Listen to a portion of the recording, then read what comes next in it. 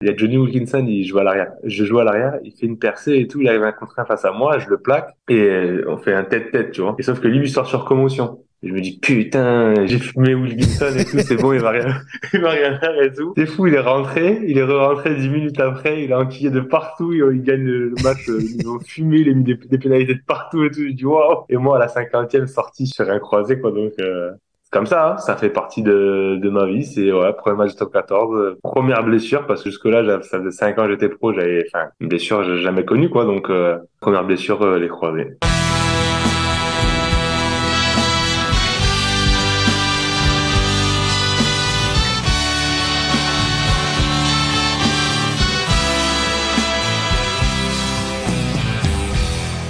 Bonjour à toutes et à tous, vous écoutez En Terrain Conquis, le podcast qui donne la parole aux sportifs professionnels d'hier et d'aujourd'hui qui ont aussi conquis le terrain du business. Pour ce nouvel épisode, je reçois un champion de France en titre de top 14, arrière, ailier, reconverti centre, passé par Agen, Albi, Perpignan, Bordeaux et le Stade Toulousain où il évolue depuis 2016. Mon invité a également disputé 2 Coupes du Monde et participé aux Jeux Olympiques de Rio avec l'équipe de France A7.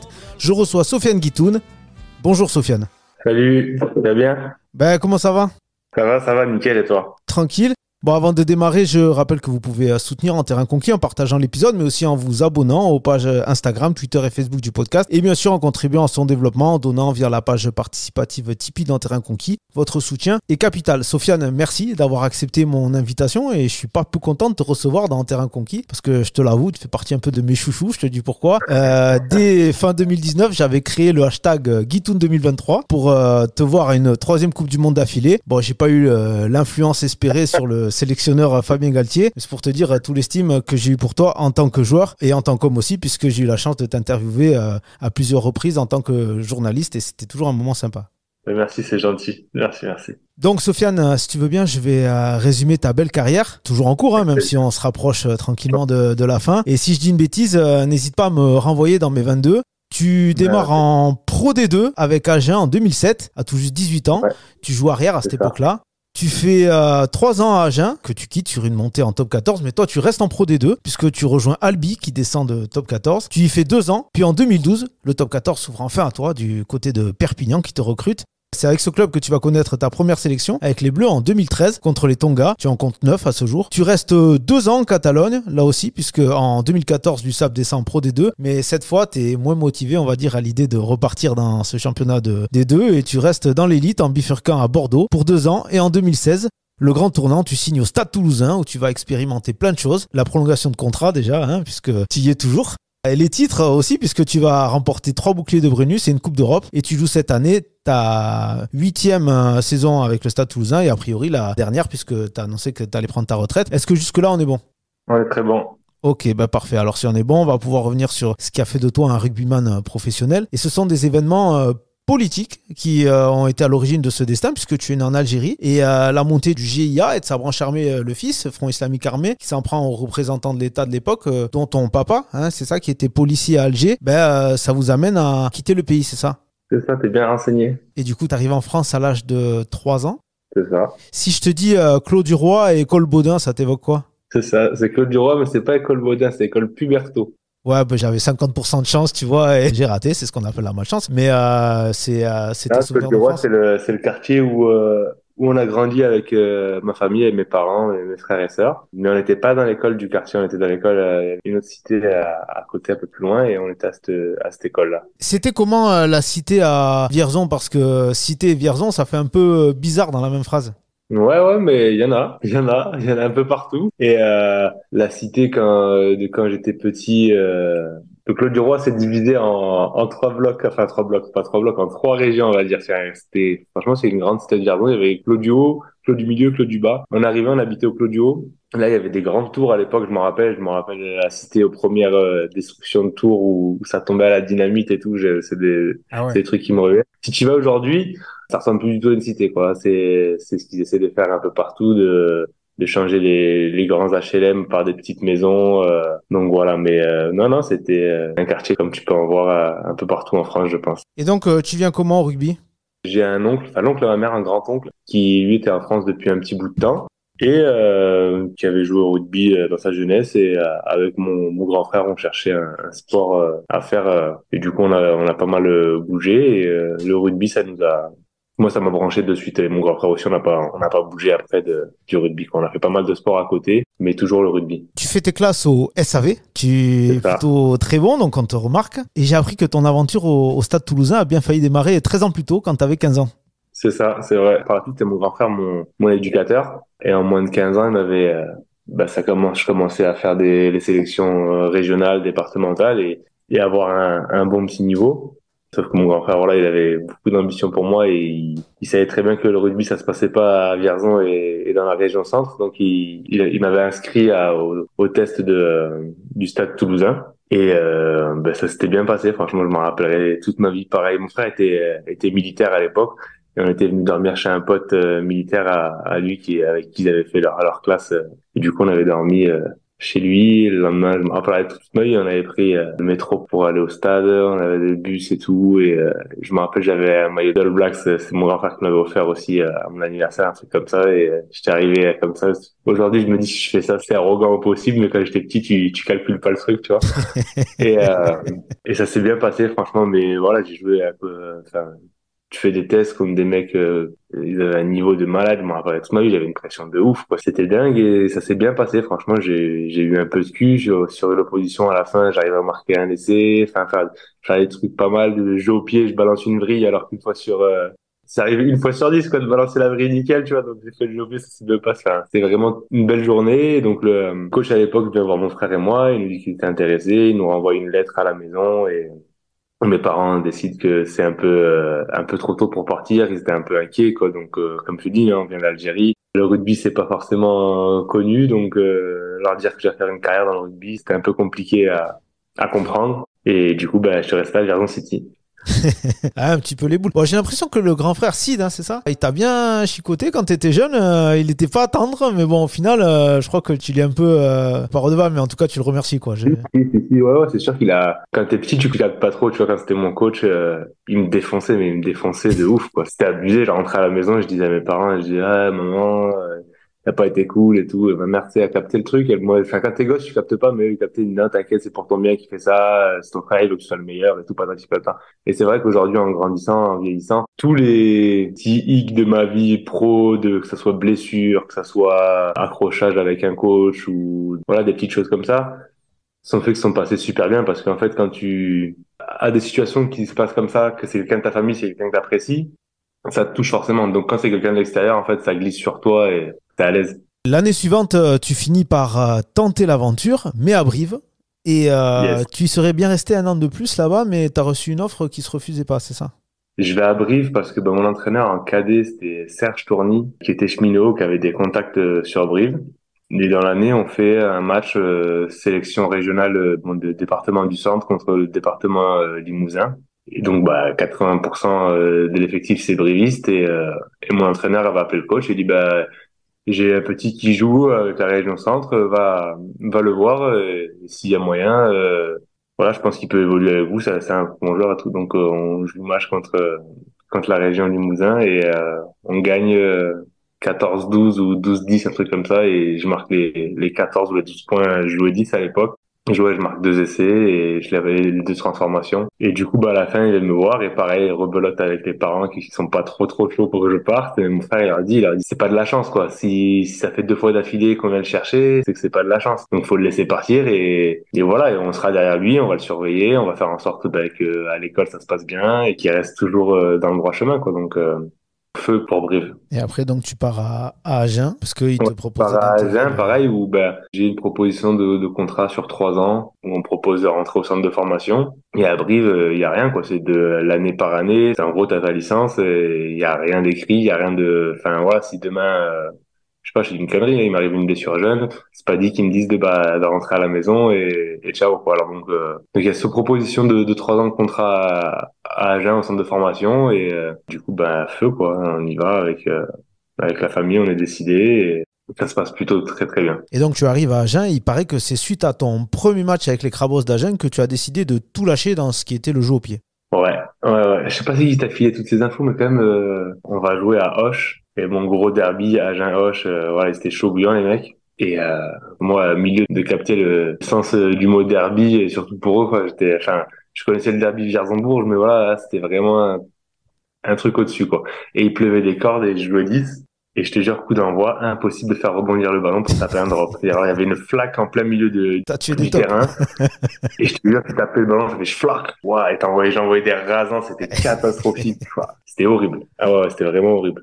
Et donc, tu as lâché ça, tu joues plus au pied. Malgré ça, tu découvres l'équipe de France chez les jeunes. Tu remportes même le 6 Nations avec les moins de 18 ans. Alors, avec une sacrée génération, hein, vous êtes beaucoup de 89 à avoir fait de belles carrières. Ouais, ouais, vraiment une très très belle génération. 89, il y a Antonin Raffo, malheureusement lui s'était fait un problème au cervical, mais c'était vraiment le premier qui était de chez moi aussi de la région centre. Il y avait Rabat Slimani, Baptiste Ezard, Ruslan Bouquerou, Michael Demarco, Lapandry, Goujon, Rado, Bézi, Aristide Barrault, Nami, Griffoul, Doumerou, enfin voilà, franchement je t'en cite Benjamin Fall, Djibril Camara. Tous qui ont fait carrière C'était en top 14, quoi, ouais, quasiment. ouais, ouais. Quasiment tous en top 14 et pas mal une sélection de l'équipe de France aussi. Vraiment, c'était non, non, ouais, c'était une belle génération, une belle bande de copains. Franchement, on a bien rigolé de nos moins de 17 à moins de 20 ans. On a bien rigolé tous ensemble. En 2007, Agen descend en Pro D2, un peu à la surprise générale d'ailleurs, et cette descente, elle va finalement propulser ta carrière en pro, puisque ça va te donner beaucoup de temps de jeu. Moi, c'est sûr que je pense que si le club n'était pas descendu, j'aurais pas joué de suite en pro parce qu'ils avaient un projet de rugbystique assez fou avec Tango qui faisait venir du monde de partout. Je crois qu'il y avait Basta qui devait signer, il y avait Keller. Enfin, c'était vraiment un truc de fou qui devait se passer à Agen et finalement ça descend et la personne vient. Et du coup, bah, c'est Henri Broncan qui reprend le club et qui convoque tout le centre de formation en fait à la prépa l'été. Sur ces 2 mois de prépa, c'était pendant la Coupe du Monde 2007, c'était le championnat était arrêté, donc on a eu 2, 3 mois de prépa physique l'été. Et on a eu le temps de beaucoup s'entraîner, de faire beaucoup de matchs amicaux et j'ai marqué des points sur les matchs amicaux. Après, pareil, encore petit coup du sort, hein. Il y a Pepito Lorga qui se blesse au genou, donc il joue pas trop. Après, ben, problème de salary cap, donc il s'en aille, il va à Bayonne. Donc ça fait qu'il y a plus que moi et Adrien Pampouille. Et on se tire la bourre à deux, ouais. Et quand le coach Henri Broncan annonce pour la première fois que tu es dans le groupe pour jouer un match officiel avec la première, il se passe quoi dans ta tête, si le feu, si j'imagine la vision du parcours accompli? Mais en fait, le truc de ma carrière et de ma vie un peu, c'est que j'ai jamais réalisé quoi que ce soit. En fait, je me suis jamais pris la tête, tu vois. C'était, j'y allais YOLO Normal. quoi, tranquille. Comme si, mais je veux dire la vérité, cette année-là, tu vois, je m'entraînais la journée avec les pros. La première fois, la première semaine, le soir, je vais m'entraîner avec les Cravos, tu vois. Et le coach des Cravos, il me dit mais qu'est-ce que tu fais et tout. Je lui dis ben j'ai m'entraîner et tout. Il me dit non non mais ça y est, tu t'entraînes plus avec nous quoi. T'es Ouais. avec les pros et tout. Moi j'étais dégoûté. Enfin tu vois, il y avait tous mes potes. Enfin, donc c'était chaud. Et puis le lendemain, je me rappelle, Henri, il était venu me voir, il m'a dit non, mais tant que je te dis pas t'allais t'entraîner avec les jeunes, tu vas pas t'entraîner avec les jeunes, tu t'entraînes avec nous, quoi. Et c'est comme ça. La première année avec Broncan aux manettes, tu fais 21 matchs, truc de fou. Ouais, Puis il prend un peu de hauteur. C'est plutôt le duo Christian Lanta et Christophe Delo qui s'occupent du terrain et toi tu joues un peu moins. La troisième ouais, saison, tu fais 8 matchs en pro, tu dois même rejouer avec les espoirs. C'est une autre ouais, pépite du club, c'est Brice Dulin qui joue. Et je le ouais. disais en intro, mais tu choisis de quitter Agen, champion de Pro D2 pour Albi qui descend en Pro D2 justement. C'était le choix du jeu, mais ça a dû être une vraie réflexion pour toi. Ben en fait, j'étais pas forcément parti pour partir. Il me restait encore 1 an de contrat.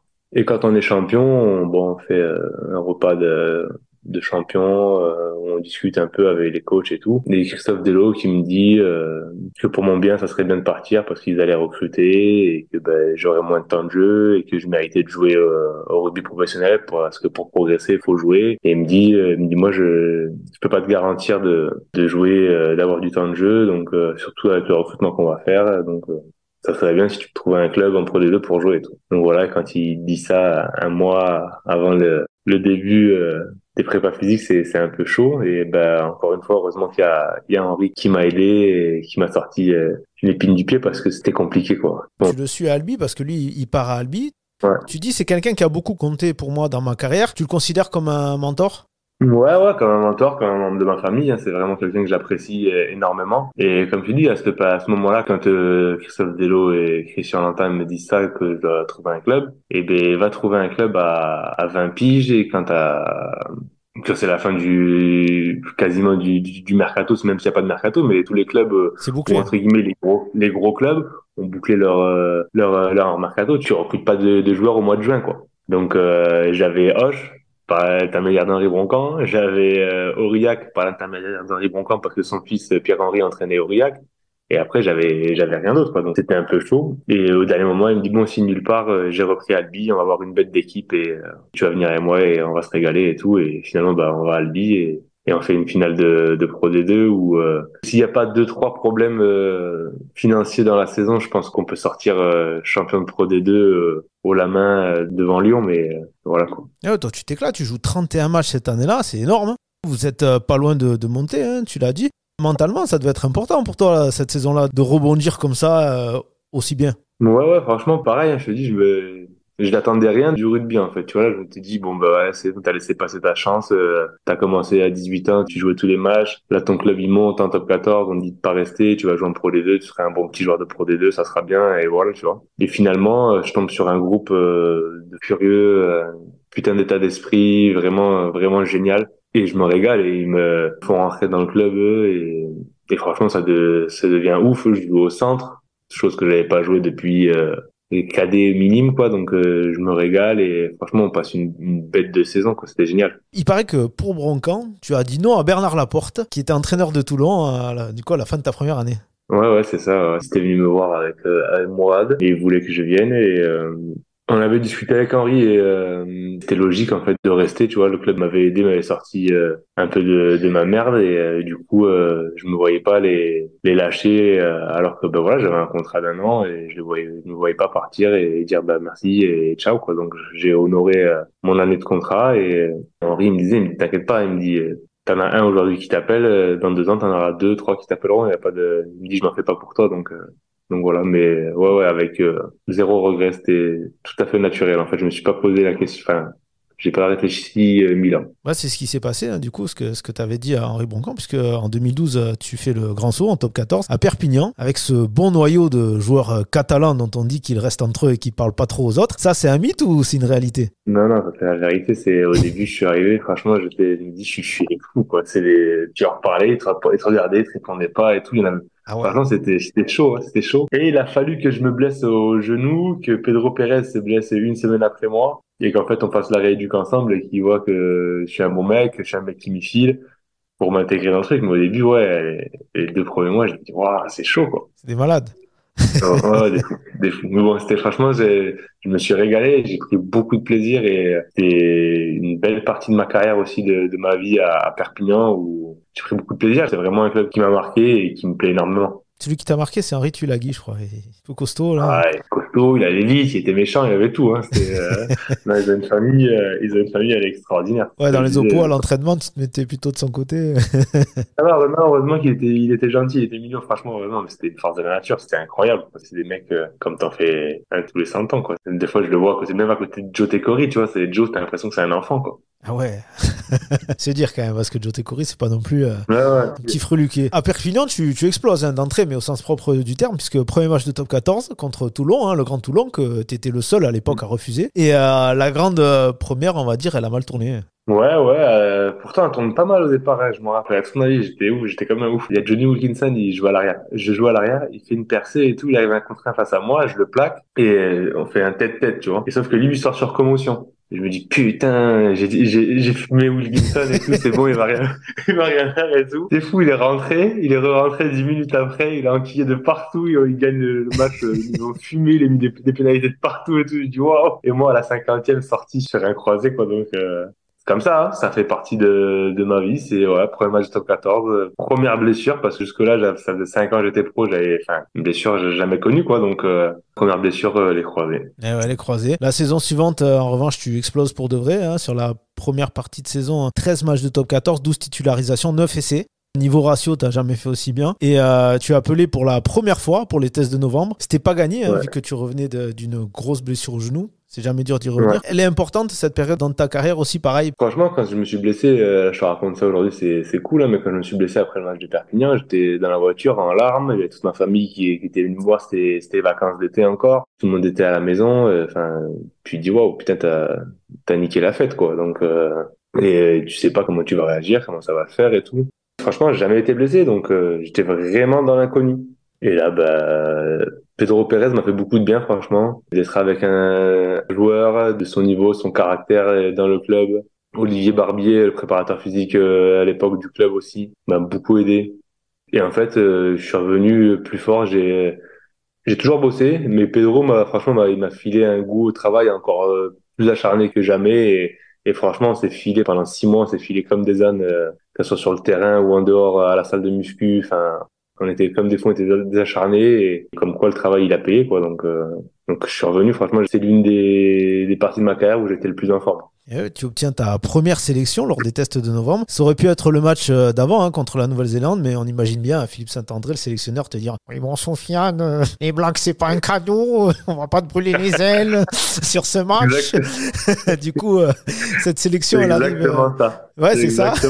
Ouais, je l'ai bien fait. J'ai une petite anecdote pour te dire, c'est que à l'époque, tu vois, quand tu étais en équipe de France pendant le tournoi de novembre comme ça, ben donc il annonçait le groupe le mardi ou le mercredi, et le mercredi soir, tu étais libre, tu rentrais chez toi et tu revenais le lundi d'après ou dimanche soir. Et là, donc moi, vu que j'étais à Marcoussis, mais je me suis dit, ben mercredi soir, je vais rentrer à Perpignan, je vais aller à Vierzon, je vais aller chez mes parents et tout. Et donc je rentrais le mercredi soir, j'appelle mes potes d'enfance, vous faites quoi? On va au entraînement. Et je suis allé m'entraîner avec eux. Je suis allé m'entraîner avec eux et t'es sérieux, Sofiane et tout. Je dis bah ouais, non, on peut s'entraîner. Je dis y a pas de, il dit faut que je m'entraîne un peu. Je dis quitte à m'entraîner, autant le faire avec vous, tu sais quoi. Donc on s'entraîne. Et la semaine d'après, je jouais mon premier match en équipe de France et tous les mecs c'était comme des fous. Mais enfin mes potes, pour te dire que voilà, je me suis jamais pris la tête sur ça, sur dire oh, je suis en équipe de France, faut que je fasse attention. J'ai toujours pris le truc comme ça venait en fait. Ça réagit comment chez les Guitounes, les parents, le grand frère Sid, la grande sœur aussi, le petit dernier Yanis. Mes parents, ils sont restés. Le premier match, ils sont pas venus. Il y a que mon grand frère et ma grande sœur qui sont venus au Havre. Et après, le match d'après contre les Sudaf, mes parents, ils sont venus au Stade de France. Ouais. Mais ils étaient très, très, très fiers. C'était un beau message. Enfin, c'était même pas un message. Ça avait une signification forte, quoi, de d'où on arrive, ou d'où on vient, où est-ce qu'on est aujourd'hui. C'était beau. Et ouais, ce match au Havre, grande terre de rugby, on le sait. Toi, tu t'ouvres les portes pour aller à la Coupe du Monde. Et pourtant, tu as dû galérer pour y aller parce que tu as dû revenir d'une rupture du tendon d'Achille. Ça, je crois que ça fait très, très, très mal. C'était lors d'un match de Coupe d'Europe à Gloucester. Tu as voulu jouer 10 ce jour-là. Tu as voulu revenir à tes premières amours. Et bon, ben non. Franchement, je devais pas jouer ce match-là. Et on était en galère. Il y avait des blessés partout. Moi, rigolant, l'entraînement, je me suis dit, faut le 10, je joue 10 et tout. Donc, je joue 10. Il me dit, bon, t'inquiète et tout. À la 50e, tu sors. Sauf que Geoffrey Michel, il fait commotion. À la 50e, je passe à l'arrière et je me pète quand je joue à l'arrière. Donc voilà, juste avant de partir aux Six Nations, le rassemblement était à Canet-en-Roussillon. Donc, autant te dire, j'étais bien dégoûté. J'étais bien dégoûté. Et puis, bah, le lendemain, opération. Et Chir, il dit, c'est il y a 10 ans. Ouais, c'est entre 9 mois et 1 an et tout. Je le regarde, je dis non. Il dit, il y a pas moyen. Je dis, il y a pas de 9 mois et 1 an. Je dis, moi, dans moins d'1 an, il y a la Coupe du Monde, je peux pas me permettre de pas être là, quoi. Donc, je dis, moi, ce sera 6 mois ou rien du tout et tout. Du coup, bah, reparti au boulot, avec, toujours un préparateur physique de Perpignan, Olivier Barbier, le doc, et voilà, travailler comme un acharné. Genre, voilà, j'avais les souvenirs qui étaient pas si lointains de mon genou, donc, je savais exactement ce qu'il fallait faire pour revenir le plus vite possible et dans de meilleures conditions. Donc, au boulot, et il y a pas de secret. Et alors, le truc, c'est que tu te blesses gravement, donc t'es pété. L'USAP descend en Pro D2, donc tu dois te retrouver un club, parce que si tu vas aller à la Coupe du Monde, tu peux pas rester en Pro D2. Ouais. Et tu signes à l'UBB, club de milieu de tableau. Alors, pas un grand club, comme tu disais à l'époque, mais bon, tu travailles. Et c'est un bon tremplin pour toi, cette première année, du moins. Ouais, non, mais tu vois, le rugby pro, j'ai jamais vraiment eu de plan de carrière, en fait. Je me suis jamais dit, je vais faire ci, ça, ça, ci, ça. Et c'est arrivé comme ça. J'ai toujours tout pris du jour au lendemain. Sauf que cette Coupe du Monde 2015, en fait, c'était rentré dans ma tête, c'était devenu un objectif. Et il y avait pas moyen que je la loupe. Et dans ma tête, c'était, quand je me blesse, j'étais à Perpignan, que Perpignan descend. T'inquiète, il y en a eu des clubs qui m'ont appelé. Stade Toulousain, ils m'ont appelé. Clermont, ils m'ont appelé. Toulon, ils m'ont appelé. Mais, pour un mec qui revient de blessure, qui doit faire ses preuves vite, jouer vite au rugby pour, choper le wagon de la Coupe du Monde, est-ce qu'il vaut mieux aller dans un club où il y a 3 mecs à chaque poste ou dans un club où il y a 3 mecs pour 3 postes sur le fond du terrain? Tu vois, parce qu'on était 4, 3 postes. Il y avait Blair Connor, Matt Taleboula, Darly Domvo et moi. Dans la rotation, t'es sûr que tu vas jouer, quoi. Et c'est ce qu'il me fallait. Il me fallait du temps de jeu et il fallait aussi un club qui me corresponde. Et l'UBB, à cette époque-là, même si c'était du milieu de tableau, ça envoyait du jeu quand même. Ouais. C'était plaisant à regarder, et tout le monde touchait du ballon, donc franchement, c'était le meilleur compromis. Et donc, tu es retenu pour faire la Coupe du Monde. Deuxième bonheur de l'année, après la naissance de ta petite Lia, 2015, c'est l'année de l'émotion pour toi. C'est ça, ouais, ouais. Franchement, c'était l'objectif. Hein, là. Cette Coupe du Monde, c'était un objectif depuis tout petit avec mon padre. On a regardé la Coupe du Monde en 2003 de l'Australie. On l'a regardé à la maison et tout. Et on calculait, si moi, un jour dans ma vie, j'arrive, laquelle ça serait. Et c'était celle-là, en fait. Et donc, dans ma tête, c'était un petit défi que je m'étais lancé avec le daron et je pouvais pas le louper. Donc, ouais, ouais, défi réussi et grosse pression. Avant la Coupe du Monde, il y a des matchs préparatoires, dont 2 face à l'Angleterre. Toi, tu joues le premier, titulaire à l'aile. L'autre ailier, Ouais. c'est Brice Dulin. Bon, il galère un peu, hein, Brice, sur ce match, face à une pépite, Anthony Watson. Toi, tu fais presque une passe décisive au pied hein, sur ce match, j'ai bien revu. T'es également pas loin sur le seul essai français du match. On t'entend chambrer un peu, d'ailleurs, les Anglais, je sais pas ce que tu leur dis. Mais t'es un peu pris sur le dernier essai anglais. Si j'ai bien compris, ce match, il va un peu conditionner ton temps de jeu sur la suite de la Coupe du Monde. Ouais, ouais, ouais, je fais pas mon meilleur match, je donne pas de garantie. Donc, voilà, c'est compliqué, tu vois. On va à une Coupe du Monde où on n'a pas forcément de grandes garanties non plus, collectives, même si le coach me faisait confiance parce que bah, il m'a sélectionné à plusieurs reprises après des blessures. Sur son mandat, j'ai pas non plus 20 sélections, donc forcément c'est sûr de que démarrer une compétition sur le match que je lui ai montré, c'était pas facile à faire pour lui. C'est des choses, vraiment, c'est des choix que je comprends. Ça, quand t'es joueur, t'es dans le truc, ça fout les boules. Mais sur le coup, je m'en prends qu'à moi-même parce que j'aurais dû faire un meilleur match. Tu joues quand même hein, contre la Roumanie, hein, tu marques des Ah essais. ouais, ouais. Avec le recul, tu aurais vraiment aimé être sur le terrain là, à Cardiff lors du 62-13 contre les Blacks. C'était bon. Ouais, ouais. Franchement, ouais. J'aurais aimé faire une Coupe du Monde différente. Hein. J'ai dit, ce premier match, il me fout les boules graves parce que, bah, il décide de ma Coupe du Monde, en fait. Et donc, désolé, mais ça casse un peu les couilles parce qu'après, ben, je fais tout pour revenir, que ce soit à l'entraînement ou au match contre la Roumanie. Et il vient me voir, tu vois, il est pas loin de me faire jouer et tout, mais finalement, il teste des trucs. Franchement, je comprends tout parce que, tu vois, même lui, il était sûr de rien du tout. Il teste Brice Hallel, il teste Rémi Grosso. Enfin, tu vois, c'est des trucs, Ouais. t'as la huche qui se pète. Enfin, t'es sûr de rien, t'es pas sûr de ton rugby, c'est chaud. Donc, je m'en veux de mon premier match. Après, sur le reste, j'ai tout fait pour pouvoir être le plus performant possible. Tu reviens à Bordeaux, un club où on peut le dire, c'est jamais vraiment passé, hein, avec le staff et le manager Raphaël Ibanez, au point que tu veuilles pas aller plus loin que 2 ans. Et pourtant, même si c'est galère sur le plan humain, c'est aussi durant ton passage à Bordeaux où tu deviens papa pour la première fois, on l'a dit, et tu participes à une Ouais. aventure incroyable et inattendue, le 7, hein, qui t'amènera jusqu'au JO de Rio. Comme quoi, même dans les moments sombres, on peut toujours trouver un peu de lumière. C'était une folie, ça, les Jeux au Brésil, non? Ouais, ouais, franchement, c'était ouf. C'était pas prévu parce que quand tu fais du rugby à 15, te dire que j'allais faire des Jeux Olympiques, bah, ça existait pas à l'époque quand j'ai C'est la commencé première au fois, rugby. ouais. Donc, et en fait, si j'avais eu plus de temps de jeu avec l'UBB, bah, je serais jamais allé au rugby à 7. En fait, ça s'est passé que mois de janvier, février, mars, plus trop de temps de jeu. Et du coup, à l'époque, à 7, ils appelaient pas mal de joueurs de 15 pour compenser sur les tournois et tout. Et moi, je me suis dit, bah, tiens, je vais appeler Thierry Janezek, avec qui j'avais fait des sélections quand j'étais plus jeune au rugby à 7, pour savoir si à un moment donné, bah, mon profil les intéressait et que bah, moi, je serais disponible parce que le club me faisait pas jouer, quoi. Et du coup, j'appelle Thierry et il me dit, mais t'es sûr de toi? Ils vont te laisser partir et tout. Je dis, bah, écoute, ça fait 2 mois que je joue pas, donc je pense pas que ils vont me retenir. Du coup, ben, j'y vais, je fais un tournoi, mais je peux faire qu'un tournoi parce que le deuxième tournoi, je dois revenir pour jouer contre Toulouse. Mais finalement, bah, forcément, quand tu viens de Las Vegas, t'as un décalage horaire de ouf et tu peux pas être performant et t'entraîner la semaine, donc tu joues pas. Et ça revient comme ça, quoi. Et après, je dois refaire des tournois dans l'année. Sauf que le club décide jamais de me lâcher. Et au final, la sélection pour les Jeux Olympiques, il l'a envoyé au club de Toulouse et pas et pas au club de Bordeaux, alors que j'étais en contrat avec le club de Bordeaux, quoi. Ça se fait comment, les contacts avec Toulouse? Qui c'est qui t'a décroche pour te dire, Sofiane, non, on est intéressé? C'est au dernier moment. Ça, c'est vraiment au dernier moment parce que je rentre, pareil, toujours Toulon qui est dans la balance pour que je vienne jouer chez eux. Montpellier, Clermont. Et on rentre un mardi soir, il y avait le président Altrad qui m'avait invité pour discuter avec les entraîneurs à Montpellier. Donc, je vais à Montpellier avec mon agent, on discute, on mange. Et en rentrant le soir, le coach Hugo envoie un message à mon agent et il dit ah désolé je pensais que Sofiane avait signé à Toulon, tout le monde pensait qu'il avait signé à Toulon, c'est pour ça qu'on s'est pas intéressé à lui, mais moi je veux absolument qu'il signe à Toulouse, donc voilà, je sais que vous êtes à Montpellier, arrêtez-vous sur le retour à Toulouse qu'on discute. Donc on a discuté comme ça, donc il y a Pierre-Henri Broncan qui a joué aussi, la famille Broncan qui m'ont pas mal aidé D'accord. dans ma carrière rugbyistique, et ça s'est fait en une semaine comme ça, quoi. Bon, ça commence pas hyper bien hein, avec le stade. Hein. Tu avais connu des blessures dures hein, durant ta carrière, mais tu Ouais. expérimentes d'entrée peut-être la plus vicieuse, hein, la Ouais, pubalgie. ouais, Pubaldi, ouais, ça a été chaud. En fait, j'ai chopé ça juste avant les JO. Sur un coup de genou, on fait le tournoi à 7 à la Coupe d'Europe. Et je prends un coup de genou sur la finale, sur le pubis et tout. Et bah, je sens un peu d'instabilité, que ça me gênait et tout, je pouvais pas accélérer. Du coup, je me fais infiltrer. Quand le coach te dit, ouais, t'es pris pour la sélection, je dis, bon, bah, ok, je me fais infiltrer. Et le mois que je passe au JO, franchement, c'est dur.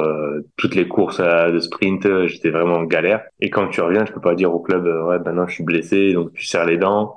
Et je fais 4-5 matchs, je crois, et je pouvais pas jouer, quoi. Je pouvais pas accélérer, c'était vraiment ouf.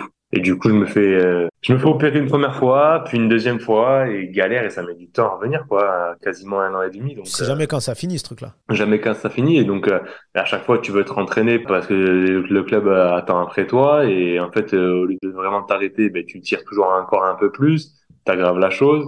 Et puis, ben, quand tu recommences à revenir, et ben, le wagon est déjà parti. Il y a déjà des mecs qui sont en place, qui font leur jeu, et le club, ça tourne, t'as plus qu'à attendre, quoi. En plus, pour rien arranger, le Stade Toulousain fait la pire saison de son histoire. Il termine 12e. Ouais, ouais. Ça devait être, Ouais, ouais, c'est ça. ça devait pas être la grosse déconne non plus à l'entraînement dans le vestiaire. Tu devais te poser pas mal de questions là, en te disant, putain, est-ce que j'ai choisi le bon club, etc. Non, franchement, c'était sur le club, il y avait pas trop de questions. C'était plus sur ma santé physique. Je me suis inquiété parce qu'après sur le club, voilà, ça arrive une fois. Il Je t'a pense pas branché que ça Laurent arrive. Marty, il t'a dit alors, t'aurais pas dû partir et tout. Ouais, pas directement, indirectement, oui. Il y a eu deux, trois remarques par que Laurent, mais Raphaël Ibanez aussi. Enfin, un peu, voilà. Mais bon, c'est comme ça, c'est de bonne guerre.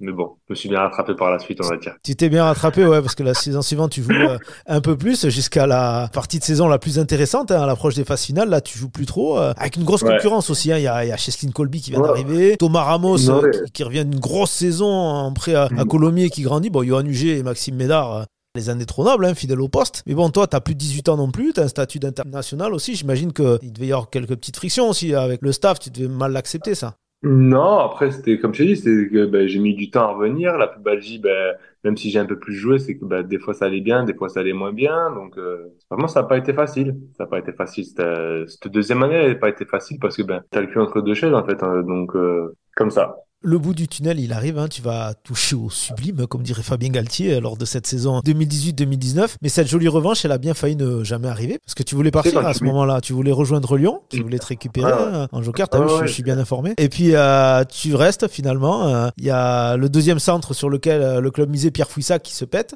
Et bon, pas trop ouais. de solution de rechange. Hugo Mola te relance à ce poste de deuxième centre. Je crois que tu es un peu avec Maxime Mermoz au début. Et, Ouais, ouais, moi, et ça part comme ça pour toi, en fait. ouais, ouais, ça part comme ça, ça part comme ça. Non, mais au départ, c'était pas invité du tout, parce que le club avait littéralement fait une croix sur moi, quoi. Tu sais, quand tu mets beaucoup d'espoir sur un mec et que, ben, ça paye jamais, ben, t'arrêtes, quoi, au bout d'un moment. Cet été-là, pareil, je m'étais préparé, j'étais en forme, vraiment en forme de fou. Et j'arrive sur le premier match, pas invité, alors que sur les matchs amicaux, j'avais planté, j'avais marqué, tu vois. Et donc, premier match, pas invité. Et là, je vais voir le coach, et là, on s'agace un peu, enfin, on s'agace un peu. Je lui dis un peu ce que je pense et que, en gros, c'est pas mérité, quoi. Que je lui dis, t'as fait un choix parce que ben c'est sur le passé, t'es resté sur le passé, mais je pense qu'on en a discuté plusieurs fois et que tu m'as toujours dit que les cartes elles étaient redistribuées à chaque début de saison. Et là, aujourd'hui, c'est pas du tout le cas parce que tu m'inclus pas dans tes plans alors que tu sais très bien que je suis performant. Et du coup, bon, ça, je te dis ça, c'était calme, hein, mais c'était un peu plus chaud dans le bureau quand on en a parlé. C'était moins cordial, courtois.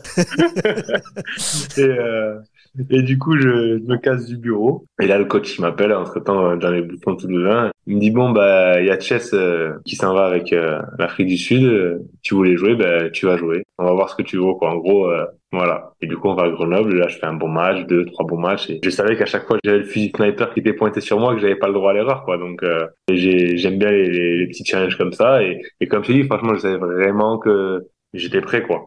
J'avais galéré pendant 1 an et demi et que là, c'était à moi. 23 titularisations en top 14, 8 en Champions Cup, 16 essais, je crois, sur 32 matchs. Tu marches sur l'eau, quoi. C'est le sommet de ta carrière. Tu devais te sentir le king un peu à ce moment-là, non?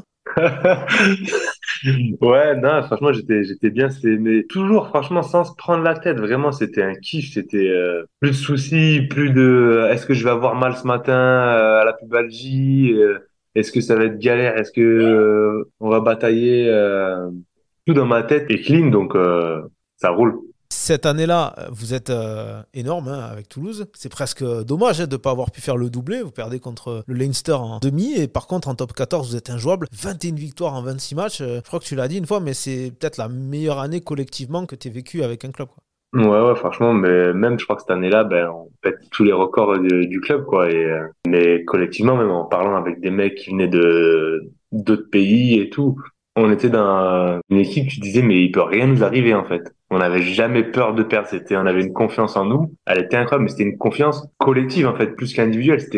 Waouh, on jouait vraiment trop bien. On se trouvait, on se connaissait à la perfection. Vous battez La Rochelle en demi avec un essai de Sofiane Guitoun, le premier. Bon, par contre, en finale, Yoann Huget dit la huge, il te vole un peu la vedette. Il te bouffe un essai, hein, d'ailleurs, en début de match. J'ai revu le match, il te fait pas la passe, un de contre tu lui as un peu mis un taquet. C'était ton premier titre, vous gagnez 24-18. Et c'est toi hein, qui coffre Damien Penaud sur le dernier ballon. Donc, tu avais déjà été champion de Pro D2, mais là, c'est 2 crans au-dessus. Ça représentait quoi pour toi de lever ce bouclier? Bah, c'était ouf, c'était ouf. Jamais de ma vie, je m'étais dit que je gagnerais ce putain de bouclier. Et en fait, une fois que la saison elle est lancée, qu'on est dans les 2 premiers, qu'on est premier, et je me dis, celui-là, il est pour nous et personne d'autre, en fait. C'est hors de question que la saison elle se finisse sans le bouclier, en fait. Et ouais. Plus que la Coupe d'Europe, même si la Coupe d'Europe, on était jeunes, tu vois, enfin, on était jeunes. Il y avait des équipes d'expérience, mais on était jeunes aussi dans tout ce qui est phase finale. Si tu regardes les mecs qui jouaient à l'époque, ils en avaient pas fait tant que ça. Du coup, on aurait peut-être pu gagner, mais on n'était pas invités sur la demi-finale. Ils nous ont fait de tout. Le Leinster, on n'a vraiment pas été invités collectivement. Donc voilà, mais ouais, le top 14, c'était obligatoire. Tu avais fait une grande saison, certainement la meilleure hein, de ta carrière, on l'a dit. Est-ce que tu as été très grand aussi le soir même en boîte et les jours suivants chez Tonton, le bar bien connu de Toulouse? Bien sûr, ça il faut, si ton match il est là, il faut que la soirée à ce moment-là, c'est obligatoire. Non, mais oui, bien sûr, enfin, franchement, on l'a fêté. Mais après, avec un petit frein à main quand même, parce que 3 semaines après, il y avait la Coupe du Monde, tu vois. Et ouais, Il et y avait ouais. la prépa de Coupe du Monde, donc, mais franchement, on l'a bien fêté les 2, 3 premiers jours. Franchement, on s'est régalé. Il y avait une belle équipe, c'était cool, quoi. Ouais. Cette Coupe du Monde, 4 ans après ta dernière sélection, la Coupe du Monde 2015, justement, hein, le Ouais. sélectionneur Jacques Brunel te prend dans la liste. On t'aurait dit ça un an avant, tu l'aurais peut-être pas forcément cru, quoi. Non, pas du tout. Vraiment, j'aurais jamais cru. C'était même pas un objectif, hein, parce que quand tu n'as pas été sélectionné pendant 3 ans, 4 ans, tu vas pas te dire, ben ouais, salut, je vais revenir, je vais faire la Coupe du Monde. Et le premier qui m'en a parlé, c'est mon petit frère, vers le mois de novembre. C'est pour la première sélection.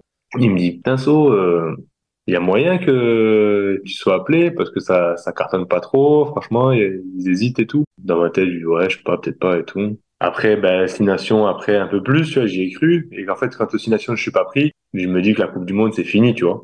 Si t'es pas pris en novembre, 6 Nations, malgré tes performances, c'est que ben, ils comptent pas sur toi, ils ont leur équipe et basta, quoi. Et on arrive fin mai, avant les phases finales, et le coach, pareil, il me dit, ah, tu vas la faire, la Coupe du Monde et tout. Hugo, il me dit ça. Je dis franchement, je dis, il y a une seule solution pour que je fasse la Coupe du Monde, c'est qu'on gagne le bouclier de Brennus et que je sois décisif sur les matchs de phase finale. Je dis parce que je vois pas d'autre solution parce que les matchs, je fais les mêmes au mois de mai que je faisais au mois de Et septembre, au ouais. mois de novembre, au mois de janvier, quoi. Donc s'ils m'ont pas pris à cette période-là, c'est pas la seule solution pour que je sois en équipe de France à la Coupe du Monde, c'est qu'on gagne le bouclier et que je sois décisif sur les phases finales parce que je vais jouer contre des concurrents. La Rochelle, je joue contre Doumerou, finale, je joue contre Fofana. Je dis donc c'est la seule solution pour être pris en équipe de France pour la Coupe du Monde. Et Et donc, je suis pris et je pense que c'était vraiment voilà, j'aurais mis un peu le couteau sous la gorge pour qu'ils me sélectionnent parce qu'ils avaient plus le choix quoi. Parce que quand une fois que je suis dedans, je suis pas considéré, on va dire voilà, c'était pas moi la priorité quoi. et puis, bah, du coup, il y a la première sélection qui arrive hein, depuis 4 ans.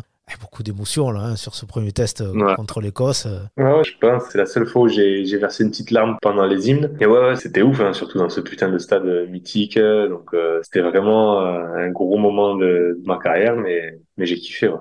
Alors par contre, au niveau du temps de jeu, peut-être j'imagine que tu t'attendais un petit peu plus. Qu'est-ce qui a le plus joué en ta défaveur finalement? Est-ce que c'est l'éclosion de Virimi Vakatawa, au même pote que toi? La même année, je crois, il finit meilleur marqueur, il est énorme cette Non. année-là. Et Jérémy, à la base, Jérémy non plus n'est pas sélectionné. C'est s'entend très très bien avec Jérémy. On a fait les JO ensemble, on est vraiment très potes. Et il m'envoie un message quand moi je suis sélectionné pour me dire félicitations. Et je lui dis, mais normalement tu devrais être là aussi, tu vois. Et il est appelé parce qu'après il y a des blessures de Fofana et de Mero. Eh oui. Sinon avant ça, il est pas appelé, quoi. C'est vrai qu'il avait été assez énorme. D'ailleurs, il avait été replacé au Ah ouais, centre. ouais, on était pareil. Je me rappelle, on s'est tiré la bourre toute la saison sur les essais, sur les matchs. C'était vraiment une belle concurrence. Après, ben, le fait de revenir et que ben, il y a aussi Lolo Labitte qui était coach, qui l'avait au Racing. Enfin, Ouais. voilà, c'est comme ça. La prépa physique Mais aussi, il paraît que t'as pas mal souffert. J'avais lu un article comme quoi t'as eu un peu de mal, notamment avec le prépa physique, quoi. T'étais pas. ouais, ça c'est ce qu'on voulait faire croire pour le premier match quand j'ai pas joué. Ah, il y a des petites tensions, là. Non, il n'y avait pas de tension, c'était juste fallait expliquer des choix et ben, c'était la seule façon d'expliquer les choix. Mais si après moi je suis un peu, si moi je veux faire polémique, ben j'avais toutes les datas et j'aurais pu les montrer et dire bah apparemment je suis hors forme, mais finalement c'est écrit noir sur blanc que je suis pas hors forme. Donc voilà, quand j'avais vu ça ce jour-là sur la presse, ça m'avait un peu agacé. Ouais, C'était Thibaut Giroud déjà, le prépa? ouais, c'était Thibaut Giroud. Ah Ouais. ouais, Mais je pense que tu peux demander à Thibaut. Je pense pas que ce soit Thibaut qui ait dit ça. je sais pas si c'est Jacques Brunel. D'ailleurs, Jacques Brunel, est-ce qu'il t'avait impressionné là quand il avait sauté là, à l'élastique là, tu vois, quand on avait vu la vidéo Ah, ça m'avait fait plus rire qu'impressionné, mais Il non, avait pas c'était mis une 6 belle jours à journée. s'en remettre de ça, non? Il avait galéré, il avait des problèmes de santé pendant la Coupe du Monde. Ouais, aux jambes ou. C'était une plaie qui s'était infectée au niveau des tibias et bon, Marquez n'était pas tout jeune, donc ça l'avait pas aidé. Ouais, ouais. Bon, tu joues 2 matchs dans cette Coupe du Monde, États-Unis et Tonga. Comment tu l'as vécu cette Coupe du Monde et si tu devais garder un souvenir d'ailleurs ou une anecdote bien ou une anecdote à la con dans ce pays étonnant qu'est le Japon? Mais, franchement, je l'ai kiffé cette Coupe du Monde parce que je l'avais pas vu venir. J'étais un peu plus mature que la première. Je me suis envoyé comme je pouvais. J'ai fait ce que je pouvais au max. Je pense qu'à la base, j'étais pas dans les petits papiers et j'ai réussi à chambouler un peu, à leur faire poser des questions. Donc ça, je suis content. Mais j'ai été au max de ce que je pouvais faire. J'ai été naturel. Franchement, on s'est régalé. Une belle aventure humaine. Avec les anciens, on s'est régalé. Les jeunes, on leur a aussi un peu montré que c'était bien beau d'être excellent physiquement, rugbystiquement, mais que si il y a pas une alchimie entre les mecs, ben tu peux rien gagner. Donc ça, c'était, je pense, c'est ce qu'on leur a apporté aussi à cette jeune génération. On est un peu plus de 4 ans après. Est-ce que tu peux tout me dire sur les pirates, l'origine du truc et surtout quel était le rituel pour être intronisé? Franchement, Ah, on est 4 ans après là, c'est bon. et les pirates, c'est devenu, c'est Jacques qui l'a lancé les pirates. Hein. Ah bon? Je te jure, on était un groupe, mais on était un groupe nombreux quand même. On était une quinzaine, mais par affinité, tu te crées des liens. Mais voilà, on se sentait bien ensemble. On avait un groupe où on rigolait, on déconnait tout le temps. Et Jacques, le soir où les pirates sont sortis, on était en Espagne. On avait une soirée d'équipe organisée. On était en bas de l'hôtel. Il y avait toute l'équipe. Et du coup, je fais une connerie. On avait peut-être après l'entraînement, on avait rendez-vous à 20 heures au bus pour aller au resto. Et on finit l'entraînement à 18h, donc on dit aux mecs, bon les gars, à 19h, rendez-vous en bas, on se boit un verre à la piscine tous ensemble avant de partir au restaurant. Après ça, le lendemain, on avait une semaine de vacances, un truc comme ça. Donc, du coup, on boit ce verre tous ensemble, toute l'équipe et tout. Et au moment, enfin, genre 10-15 minutes avant 20h, on recommande une tournée. Et là, donc bah les verres ils arrivent, le serveur met Milan arrivé, donc on a le verre qui arrive ric-rac, et là le bus qui klaxonne. Donc t'as une partie des mecs qui vont dans le bus et l'autre partie qui dit bah attendez on va finir nos verres et on n'est pas à 5 minutes près quoi. Ouais. Et Jacques putain qu'est-ce qu'il fout là. Il y a encore la bande d'Apicamol qui te casse les couilles quoi. Et là, on est resté là-dessus, tu vois. Quand on avait un groupe, on s'entendait bien, on avait appelé la bande à Picamol, tu vois. Ça, c'est devenu rigolo. Donc, on fait ce repas au restaurant, on va en boîte, on sort, et on finit sur la plage de l'hôtel. Et on buvait un coup et tout. On disait, en fait, c'est les pirates qui boivent des coups sur la plage le matin et tout. Et du coup, on est resté comme ça, tu vois. Rien de fou, Ah ouais, parce qu'il y a tellement de légendes ah ouais, là-dessus. il y en a, ils ont été loin, ouais. Et ouais. Vous perdez en quart de finale comme le 15 de France de 2015 et comme celui de 2023 finalement. Puis la saison suivante, c'est le Covid, donc arrêté en plein milieu. Bon là, c'est roue libre. Hein. J'ai vu une vidéo, tu te laisses pousser la barbe de 5 cm. Là, je crois que t'as mal vécu. Non, non, j'ai pas mal vécu, c'était bien, franchement, c'était première fois que, tu sais, t'as plus de trop d'obligations, t'es chez toi, tu profites de tes gosses, c'est génial. Au début, t'entretiens un peu, et quand tu vois que ça va jamais reprendre, tu te laisses aller, et voilà, tu profites de la vie, en fait. Pantoufle, short. T'as mis Exactement. en 2021, Toulouse fait le doublé, Champions Cup top Ouais. 14, en battant à chaque fois La Rochelle en finale. Mais cette saison, tu peux pas jouer les matchs intéressants parce que bah, tu te refais les croisés fin mars. Ouais. C'est vraiment un énorme coup dur pour toi parce que, en plus, avec le protocole Covid, je crois que vous êtes plus ou moins à part, hein, les blessés. Vous pouvez pas forcément suivre Ouais. l'équipe, quoi. Ouais, c'est ça. T'avais les matchs à guichet fermé, donc pour partir à la Coupe d'Europe, c'était en Angleterre la finale, donc tu pouvais pas y aller. Les demi-finales, les quarts de finale non plus, tu pouvais pas y aller en France. Donc ouais, c'était un peu compliqué à vivre sur le côté personnel et émotif parce que bah, je faisais vraiment partie du groupe, que je jouais tous les matchs avant cette blessure-là, donc c'était un peu dur de se dire bah, putain ouais, tu sers plus à rien quoi, donc voilà, un peu compliqué. T'as mis 7 mois pour revenir. En général, on dit qu'il faut quelques mois en plus pour revenir au meilleur niveau. Et t'as pas de chance parce que la même saison, tu te pètes encore le péroné, je Ouais, crois. le petit tibia, ouais. Ouais, c'est ça, le tibia. Et Ouais. dans un club comme Toulouse, bah, quand tu passes longtemps à l'infirmerie, bah, la concurrence, elle est là, elle pousse aussi. Est-ce que pour toi, cette série de blessures que tu as connues, 2021-2022, bah, elle conditionne aussi le fait que tu sois pas dans les petits papiers du Goumoula pour la demi et la finale de 2023? Non, 2023, pareil, je me pète aussi au mollet au mois de mars. Je me fais une déchirure, j'en ai pour 5 semaines normalement. Je reviens un peu plus tôt, je me repète à l'entraînement, ça refait de repousser de 6 semaines, donc ça fait une blessure au final de 2 mois et demi. Ah ouais. Et j'ai un match à jouer avant les phases finales, c'est contre Brive. Et je suis remplaçant, je rentre, je fais pas une bonne rentrée. Donc voilà, après c'est toujours Ça comme ça, pardonne pas, tu t'apportes. il y a toujours le petit physio dessus de ta tête, même C'est après ce ça, que tu avais c'est ça. montré. T'apportes pas de garantie à ton staff, ça tourne, t'es pas invité, c'est comme ça. Malgré que ça fait 8 ans que t'es au club, quoi. Tu l'as un peu mal vécu parce que c'est les premières finales, les phases finales, finalement, hein, Mm. où sur un choix sportif, t'es pas dans Ouais, le coup, quoi. ouais, c'était un peu dur, mais bon, c'était comme ça. J'ai dit au coach que tu m'as jugé sur un match alors que tu me connais depuis un bout de temps, donc c'est difficile. Mais c'est comme ça fait partie du sport. Mais Et faut garder le voilà, il a sourire, eu quoi. raison, hein. Faut garder le sourire. Comment? Ça doit être dur, ça, non? Enfin, moi, je suis pas des sportifs de haut Ouais, niveau, ouais, mais non, mais je garde pas le sourire, t'inquiète, hein, il le sait aussi. Là, tu me vois, mais j'ai ma tête de con aussi quand je suis un peu agacé, quand la même. semaine à l'entraînement aussi? Enfin, je veux dire, Ouais, ouais, avec les mecs. ouais, non. Non, non, non, pas avec les mecs, pas forcément. Non, non, pas avec les mecs, mais tout le monde le sait très bien que quand on joue pas, j'ai pas trop d'humeur à déconner. C'est quand que tu décides que cette saison-là, 2023-2024, eh ben, c'est la dernière, ça fait un moment, ou c'est plus ou moins à ce Moi, moment-là? quand j'ai signé mon contrat de 2 ans, c'était acté que c'était comme ça. Tu savais que ce serait la dernière. Du coup, comment tu l'abordes cette saison? Est-ce qu'il y a dans un coin de ta tête peut-être la peur de la grosse blessure, tu sais, qui peut te faire terminer là-dessus, comme ça a été le cas pour ton pote Johan Ugi en 2021? Ouais, ouais, non, ça peut arriver.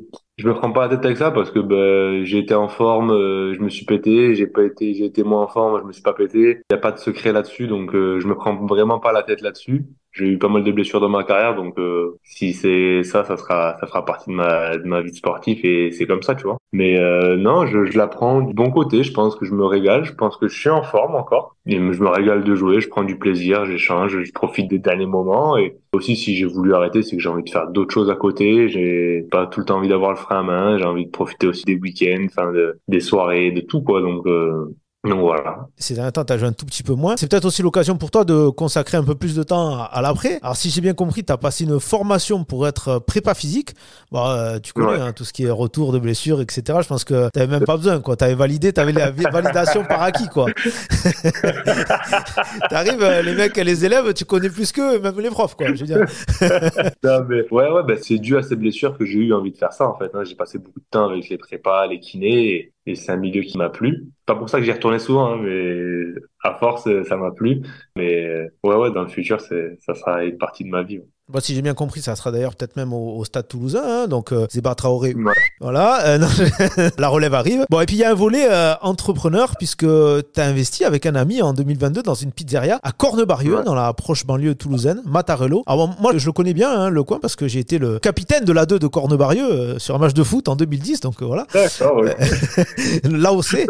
Donc, bon, ouais, c'était ma pause foot avant de reprendre le rugby. Bon, on peut dire que je suis un peu une figure locale, tu vois. Et non, plus sérieusement, comment ce projet-là, il vient à toi? Pendant le Covid, en fait. Pendant le Covid, après les matchs au stade, on n'avait pas de réceptif, tu vois, il n'y avait pas de réception. Donc, dans aucun stade de France du tout. Et premier match à domicile, tout le monde se casse, 23h30, plus personne dans le vestiaire, tout le monde est à la maison et tout. Puis tu vois, oh, putain. Deuxième match, pareil.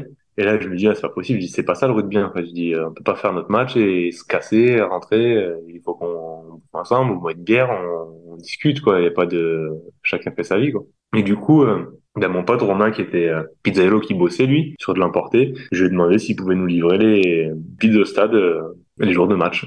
Et il m'a dit ouais, avec grand plaisir et tout. Du coup, on a fait ça toute l'année. Et à la fin, il me dit So, j'ai un projet, je vais monter un food truck au départ. Donc on fait un food truck. Et il me dit tu m'as filé un coup de main pendant le Covid où c'était galère, ça m'a fait de la pub. Franchement, merci. Il me dit moi j'aimerais te rendre le petit truc. Si ça te dit, on fait un truc ensemble et tout. Et c'est parti là-dessus en fait. Est-ce que quand on est joueur en activité du Stade Toulousain, c'est un peu plus facile de se lancer dans un business à Toulouse? Ouais, bien sûr. Ouais, carrément. C'est plus facile au niveau des banques si t'as besoin de faire un prêt. C'est plus facile pour trouver des artisans pour venir bosser. Enfin voilà, la publicité, la com, c'est plus simple. Après, comme j'ai dit à Romain, je me suis associé à Romain parce que je sais que c'est un génie, que c'est un passionné. Comme je suis passionné du rugby, il est passionné par la pizza. Quand je vais au labo faire la pâte avec lui, bah, c'est un scientifique. Y a rien au hasard. C'est pas comme la maman quand t'as fait la pizza qu'elle balance un truc. C'est sa pâte, elle est au gramme près, quoi. Donc, Ah au ouais. gramme près, l'eau au degré près, la pièce de la salle au degré près. Enfin, c'est vraiment un artiste C'est le Fabien là-dessus. Galtier de la pizza. J'avais envie de vanne, mais je la garde. J'ai fait exprès, j'ai fait exprès. Mais non, ouais, il est fou de la pizza. Visiblement, l'expérience t'a plu puisque vous avez ouvert une autre enseigne à Toulouse. Gastronomie espagnole cette fois, là c'était italien, on passe à espagnol. Ouais. Tu t'y plais dans cet entrepreneuriat visiblement. Ouais, franchement, c'est un milieu qui me plaît beaucoup parce que ça me fait penser un peu au rugby. Tu vois, les gens, ils viennent pour prendre du plaisir. Donc, comme au rugby, tu viens pour prendre du plaisir, ben là, c'est pareil. Tu donnes du plaisir aux gens et toi, tu peux partager aussi avec eux, échanger et voir les gens se régaler. Moi, c'est un truc qui me fait kiffer de fou. Ouais. On arrive à la question récurrente du podcast. Maintenant que tu as un peu de recul sur les affaires, si tu devais définir Sofiane Guitoun, le chef d'entreprise, il serait plutôt Alain Tingot, François Rivière ou Laurent Marty, trois des présidents que tu as connus durant ta carrière à Agen, Perpignan et Bordeaux. Alain Pingot, François Rivière, David Marty. Ouais, hein, je dirais Didier Lacroix. Je l'ai pas mis exprès, tu vois, parce que je me suis dit, bon, Non, non, mais je il est dirais encore en Didier Lacroix activité. carrément à Ah, 100%, mais ah de ouais. fou. Ouais. Ça veut dire que autant je peux déconner, autant je peux être dur. Enfin, voilà, il n'y a pas de juste milieu, mais sérieux et toujours envie d'apprendre, envie de voir de nouvelles choses. Ah. Et ce que j'aime beaucoup chez Didier. Ouais. Ah, tu connais ce bruit, c'est la sirène. Dernière possession, il y a un bonus à aller chercher. Alors, pas d'en avant, on botte pas en touche. Bon, t'as remarqué qu'il y a une chose dont on n'a pas parlé depuis le début de l'épisode, c'est les cheveux. Et Yes. il était impossible de pas parler de ça avant de nous quitter. Tu nous as gratifié de plusieurs styles depuis le début de ta carrière. Il y a eu la coupe Ambrose Rash, là, les pics aussi, le blond peroxydé, la mèche en 2015, plaqué aussi avec des traits blancs, du rose aussi. Bref, est-ce que ça a été une façon pour toi de t'affirmer, te démarquer aussi? Et si tu devais me dire la coupe que tu assumerais le moins aujourd'hui, ça serait laquelle?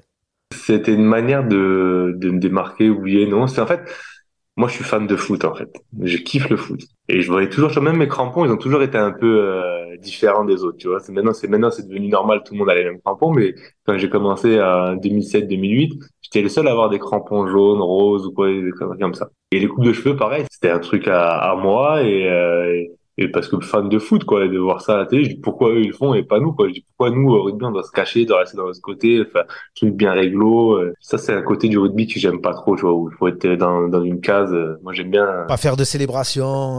Ouais, voilà, franchement. Et c'est que ça m'a marqué parce que j'en ai fait que très rarement. J'en ai fait pas beaucoup de célébrations. Alors que j'aurais Tu te voulu. bridais par rapport à ça. Franchement, de ouf. J'aurais voulu faire un salto dans l'embut, tu vois. Vraiment, mais c'est un truc de ouf. Mais j'ai jamais eu les cojones de le faire. Et après, la coupe que j'ai le moins assumée. Bon, non, franchement, aucune. À l'aise, hein. Ouais, à À l'aise. l'aise avec tout. J'étais en adéquation avec ma génération à chaque fois. Et puis pendant le match, quand t'avais la mèche, par contre, fallait la remettre à chaque fois. Ah ouais, ça me gênait, tu vois. Eh ben ouais. Bon, une question à l'entrepreneur maintenant. Si je te dis Jaline Yes. Largissi, Clément Ménadier, Yes. David Roumieux ou Guillaume Guirado, lequel t'embauche direct à Mattarello en tant que pizzaiolo si t'envoies un CV? David Romieux. Ah, parce qu'il connaît un peu le côté restaurant. Ouais, parce que c'est un bosseur de ouf. C'est un bosseur de ouf. Après, sur les plus belles pizzas, bah, les plus belles pizzas, ouais, ça se joue entre Ménadier et Roumieux quand même. Hein.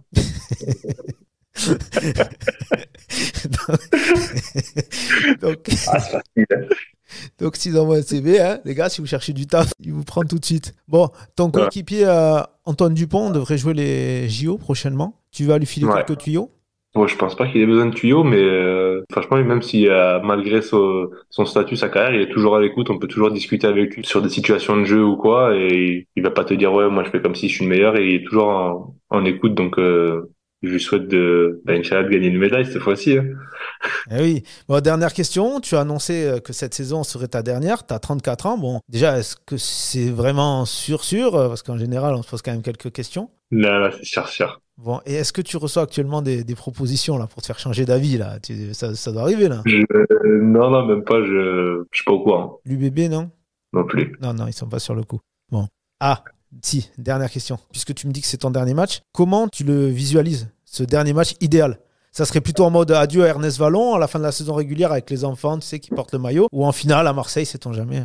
Ben non, en finale à Marseille, hein, mais après j'aimerais bien dire au revoir à Ernest Vallon aussi, tu vois. Mais en finale à Marseille, ouais, carrément. Parce que si t'es dans l'équipe, peut-être on ne te fera pas forcément autant tu vois, le jubilé, entre guillemets, tu vois. Ouais, je sais pas, moi je le ferai, t'inquiète pas. Ouais. Bon, alors on se donne. Non, non, non, ça serait un moment. J'y pense de temps en temps, ça me fout un peu les boules, mais c'est comme ça. Mais c'est un moment que j'ai envie de vivre et de partager, de le vivre à fond. Franchement, j'espère pouvoir le vivre sur le terrain et le partager avec ma famille, mes amis et voilà quoi. Il n'y en a pas beaucoup qui ont arrêté sur une finale à remporter de top 14. Il n'y en a pas beaucoup. Ouais. Ça peut être un objectif. Eh bien, merci Sofiane, merci beaucoup d'avoir été mon invité dans Terrain Conquis. On a fait un beau voyage Merci à toi. ensemble de 30 ans. Il ne reste plus qu'à te souhaiter encore plein de succès avec le Stade Toulousain, bien sûr, et puis sur le terrain du business. Merci Sofiane. Ciao Anthony.